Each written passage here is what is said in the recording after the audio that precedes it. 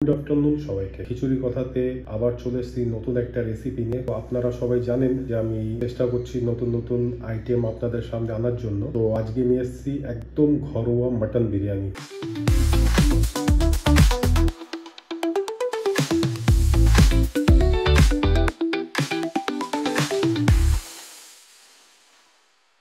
Kilo খাসির মাংস, Dehradun rice, আলু জলে ভিজিয়ে রেখেছি, 3টে পেঁয়াজ নিয়েছি, দুধের মধ্যে কেশর দিয়ে এবং মিঠা তো দিয়েছি। আমি গোলাপ জল আর কেওড়া জল ইউজ করব না। এদিকে রসুন, আদা, গোটা গরম মশলা। তো এই গোটা গরম মশলা কিছু আমার মাটনে যাবে, কিছু আমার রাইসে যাবে। টক দই আমি এটা প্রিপারেশন নেব হচ্ছে প্রেশার কুকারে। যারা আমাদের ইউটিউব চ্যানেলটা এখনো সাবস্ক্রাইব করেননি, প্লিজ ইউটিউব চ্যানেলটা সাবস্ক্রাইব করে নেবেন নতুন নতুন এরকম খাবারের আইটেম পাওয়ার জন্য। পেঁয়াজের রস এবং আদা রসুনের রসটা আমি দুটো আলাদা আলাদা বাকিতে নিয়ে নিয়েছি। গরম হওয়া স্টার্ট হয়েছে, আমি লো ফ্লেমে রেখেছি এটা। তো এর মধ্যে আমি সবার প্রথম সাদা তেল দিয়ে দেবো। তো গোটা গরম মশলাটা দিয়ে দিলাম। এর মধ্যেই আমি পেঁয়াজের জলটা দিয়ে দেবো।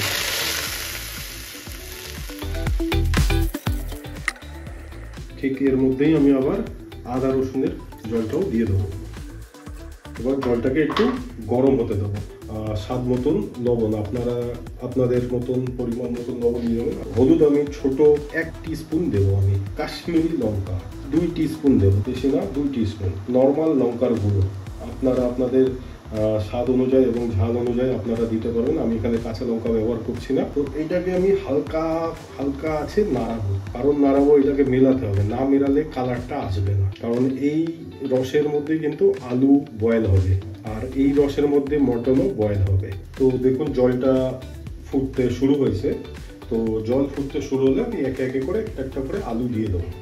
আর ওই কালার অনেকে বাড়িতে নানা রকমের ব্যবহার করে, কেউ ফুড কালার ব্যবহার করে। যেহেতু আমি ঘরোয়া বানাচ্ছি, আমি কোনো কালার ইউজ করছি না। এখানে আলুগুলো আমি 15 মিনিটের জন্য বয়েল করতে দেবো, ঢাকনা দিয়ে দেবো। হাই ফ্লেমে হবে কিন্তু এটা। তো আপনারা দেখতেই পারেন আলু মোটামুটি 75% বয়েল হয়ে গেছে। তো আমি একটা একটা করে আলু তুলে নেব।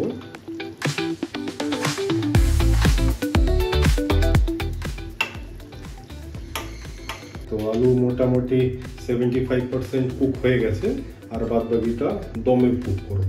তো এর মধ্যে আমরা একটা একটা করে মটন ছেড়ে দিচ্ছি, মটনের পিস দিয়ে দিচ্ছি।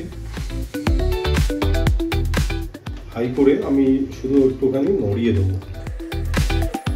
টক দইটা রেখেছিলাম, সেটাকে খুব ভালো করে আমি ফাটিয়ে নিয়েছি। আপনারাও এরকমভাবে করতে পারেন। তো আমি সেই টক দইটা দিয়ে দেবো উপর থেকে। তো আমি খুব ভালো করে এটাকে নড়িয়ে নেবো যাতে টক দইটা মিশে যায় ঝোলের সঙ্গে। আমি এটাকে পুরো লো ফ্লেমে রেখে দেবো, পুরো 45 মিনিট। ঘড়ি দেখে 45 মিনিটে আমি লো ফ্লেমে রেখে দেবো ঢাকা দিয়ে। তো মিনিমাম 30 মিনিটের মতন হয়ে গেছে। তো আমি এটা নামিয়ে নেবো। মাটনের কি সুন্দর কালার চলে এসছে এবং মাটন 70% বয়েল হয়ে গেছে। আমি এটাকে 90% কুক করবো মাটনটা। জলও বসিয়ে দিয়েছি রাইসটার জন্য। আমি নুন দিয়ে দেবো, আমার 1.5 চামচ মতন আমি নুন দেবো। দারচিনি, লবঙ্গ, এলাচ দিয়ে দিলাম। তো আমি জলটাকে ফুটতে দেবো। তো এটাকে আমি হাই ফ্লেম করে দিচ্ছি। তো জলটা ফুটলে আমি রাইসটা দিয়ে দেবো। রাইসটা আমি 75% কুক করবো, এর বেশি আমি কুক করবো না। কারণ 75% কুক করার পর তারপর আমাকে আবার প্রেশার কুকারে কুক করতে হবে। সেরকমই আমি মটনটাকে 90% কুক করবো।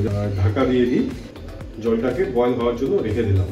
তো যদি পছন্দ হয় প্লিজ লাইক করবেন, আর আপনারা কি কোথা থেকে এই ভিডিওটা দেখছেন কমেন্টসে জানাবেন। তো মোটামুটি আমার দেখুন জলটা ফোটা শুরু হয়ে গেছে। তো আমি রাইসটা দিয়ে দিই। এই অবস্থায় রাইসটা আস্তে আস্তে করে ঢালা শুরু করি। একটা ভালো জিনিস আপনাকে বলে রাখছি, খুব ভালোভাবে নজর দেবেন যেন রাইসটা যেন 75%-এর বেশি যেন কুক না হয়। যদি 75%-এর বেশি যদি কুক হয়ে যায় তাহলে কিন্তু আপনার প্রেশার কুকারে যখন দমে বসাবেন তখন ভাতটা কিন্তু পুরো লেগে যাবে। রাইসটা আমার ঢালা কমপ্লিট হয়ে গেছে। তো আপনারা চেষ্টা করবেন যে মিডিয়াম ফ্লেমেই যেন রাইসটা কুক হয়, বুঝতে সুবিধা হবে। 75% আপনার রাইসটা বয়েল হয়েছে কিনা সেটা আপনারা বুঝতে পারবেন। তো তার সঙ্গে সঙ্গে চলেন একবার মটনটাও একবার চেক করে দিই মটনটা কি অবস্থা আছে। মটনের ঝোলটা অনেকটা কমে গেছে। তো মটন মোটামুটি কুক হয়ে গেছে। তো আমরা তাও একটুখানি দমে বসিয়ে রাখবো। খুব ভালো গুরুত্বপূর্ণ জিনিস সেটা বলছি, রাইসটা ফলো করে রাখবেন। রাইসটা কিন্তু 10 মিনিটের মধ্যে, যেহেতু রাইসটা আগে থেকে ভেজানো ছিল, তো রাইস কিন্তু 5 মিনিটও লাগতে পারে বা 10 মিনিটের মধ্যে ফুটে যেতে পারে। তো রাইসটা খুব ভালো করে দেখবেন যাতে 75%-এর বেশি যেন না কুক হয়, তাহলে কিন্তু ভাতটা আপনি যখন দমে বসাবেন বিরিয়ানিটা, তখন কিন্তু লেগে যাবে গায়ে। দেখুন রাইসটা অলমোস্ট 75% কুক হয়ে গেছে। আমি রাইসটার মাত্রা ঝাড়িয়ে নেবো।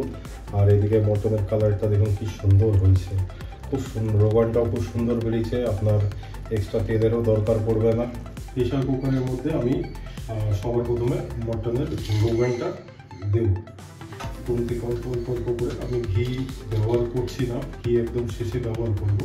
এবং আস্তে আস্তে ভাবে লেয়ার বাই লেয়ার যেরকম দোকানে হয় চেষ্টা করবো সেরকমই সাজাবো। রোগানটা নিচে দেওয়ার একটাই কারণ, যাতে আলু বা মটনটা যেন না জমে যায় বা লেগে যায়। যেহেতু ঘরে প্রেশার কুকারে করা হচ্ছে, আমি ভালো করে এটাকে ছড়িয়ে নেব। তো এরপর আমি এক পিস করে আলু দেব। আপনারা দেখতে পারেন আলু, আমি এক পিস করে আলু আগে নিচে লেয়ার বাই লেয়ার সাজাচ্ছি। মটনও 90% আমার কুক হয়ে গেছে, আর যে 10% সেটা দমে হয়ে যাবে।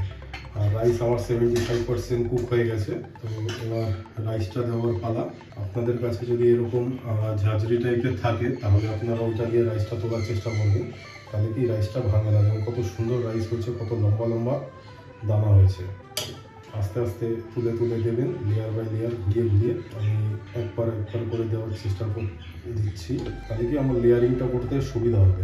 আর মধ্যে আর একটা কথা বলতে চাই, প্রথমে ভিডিওর শুরুতেই আমি দেখেছিলাম আমি কেশরের সঙ্গে দুধ ভিজিয়ে রেখেছিলাম, তো সেটাও আমি দেবো।